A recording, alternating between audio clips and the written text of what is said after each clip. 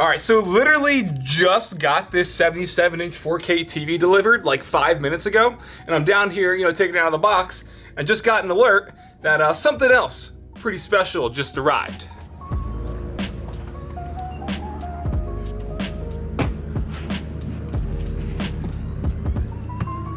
So rarely do you get a 77-inch TV delivered, and that's not the highlight of your day. We gotta set this up. Whew.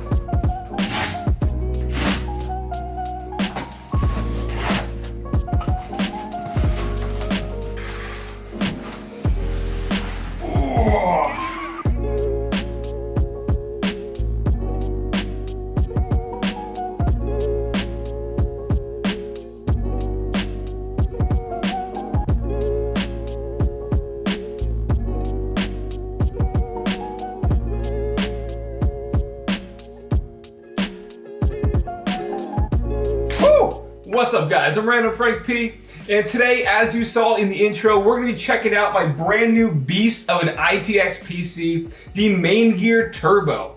This guy is completely spec'd out, looks gorgeous as well. Like, check out that custom hardline cooling inside, got the acrylic going on. This machine is probably the most powerful PC I've owned, and also one of the smallest. So I got it here in the upstairs office today, which I've been spending a lot more time in.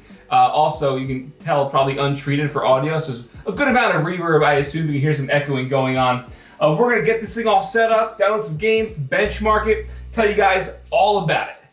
All right, so checking out the turbo case itself and some of the specs inside, it is custom painted white to fit in with the rest of the setup theme.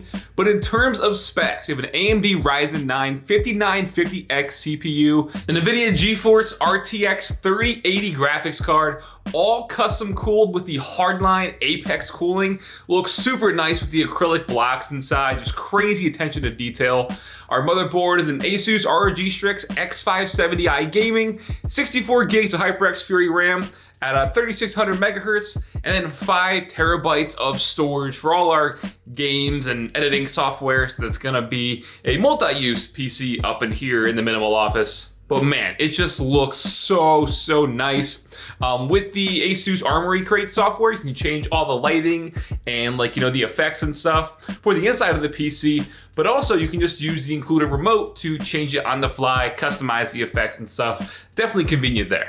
Now for gaming and benchmarking, I did this with 2 different monitors. My primary monitor upstairs is the LG 27-inch Ultra Gear. It's 4K, 1 millisecond response time, 144 hertz with G-Sync. Then I also tested it downstairs on an Asus ROG Swift 360 hertz monitor at 1080p. So for the benchmarks, we'll have both 4K and 1080, just to give you an idea of how it performs with both resolutions.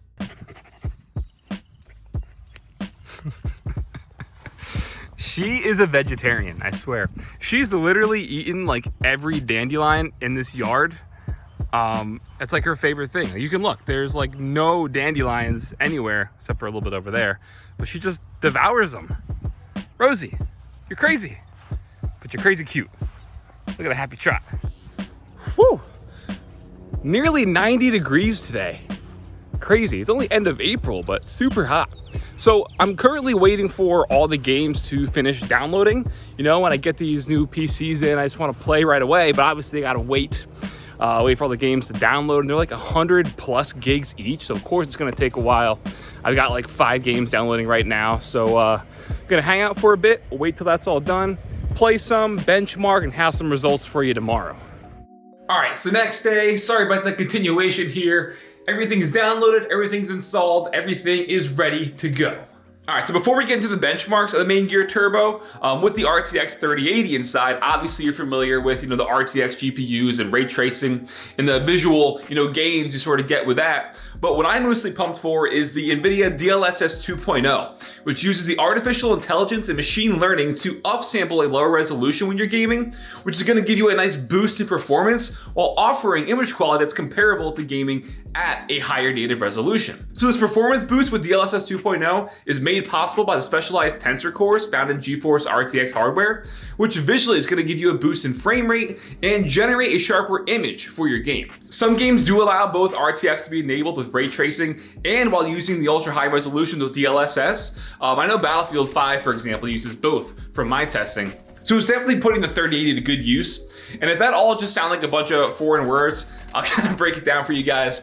The RTX cards, it's just using AI to render and produce image quality that's visually comparable to the native resolution. So what that means is, for example, in like Call of Duty, you can set it to the 4K performance DLSS setting. This is going to render the game at 1080p. But with the AI upscaling going on, it's going to produce an image that looks like 4K. So you're still, running it at 1080p technically, but with that sharpening and upscaling going on in the background, it's going to help you get more frames out of your game because it's still just running at 1080 and it's not as taxing as it would be if you're running it at 4K. So it's like you're tricking your PC in a way to boost performance without taking a major performance hit.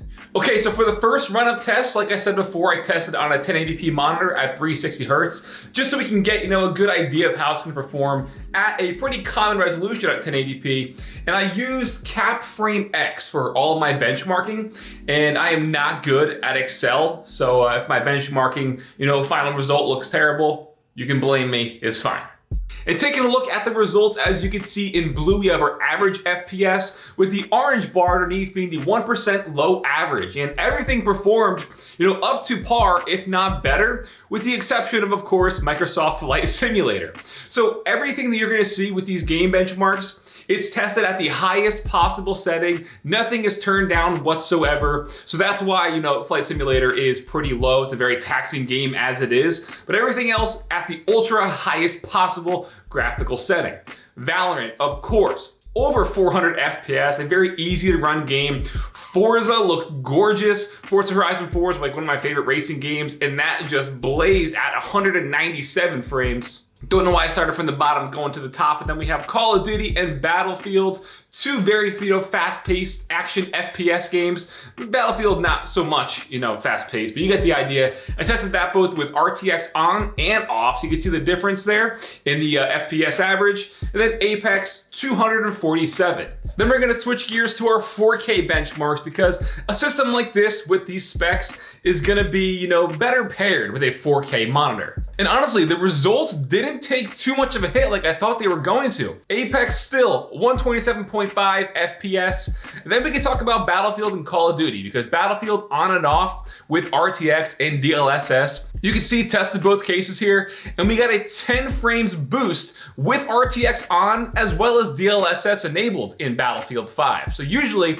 RTX is gonna make the game look better, but you're gonna take a pretty big hit in terms of frames. But here, that is not the case.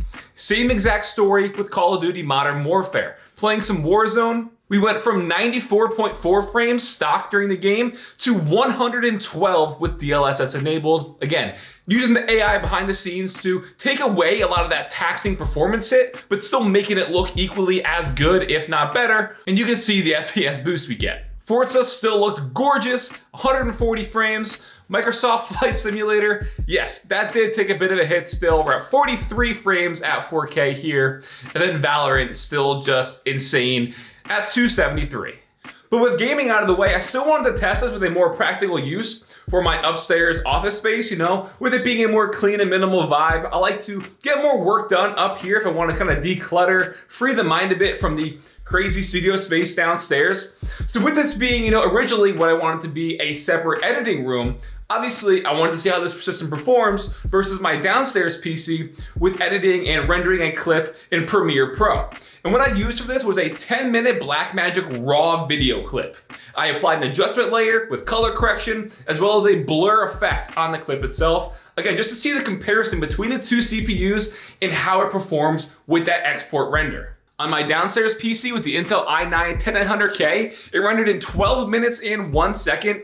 And up here with the Ryzen 9 5950X, it rendered in 7 minutes and 30 seconds. So we saved 3.5 minutes, the same clip on this PC. And when it comes to the editing workflow, time is money. And 3.5 minutes is huge.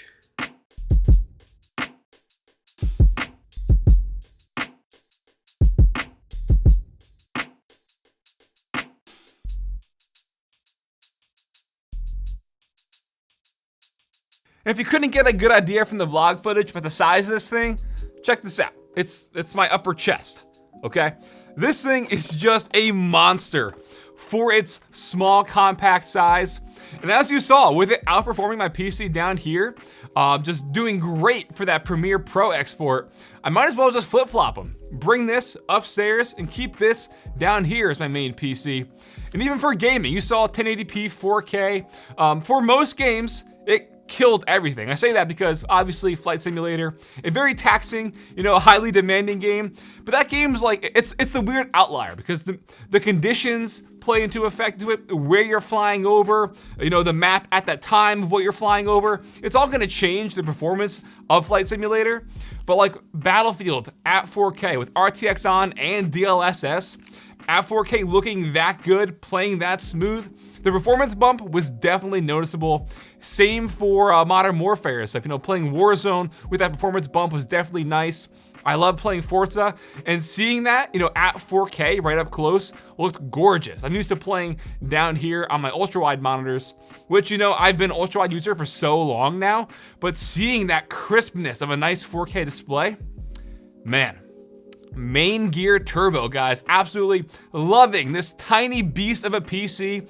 Definitely one of the smallest I've owned, and probably hands down the most powerful. So if you want to check it out, any of the Maingear PC offerings, I'll have a link for you in the description down below so you can go and configure your own. I know building a PC right now is kind of difficult with the stock shortages, but Maingear, they got some inventory. So hope you guys dig it. Let me know your thoughts down below. Do you like this PC? Should I swap them? Drop your comments in the comments section. If you like this video, give it a big thumbs up, show your support.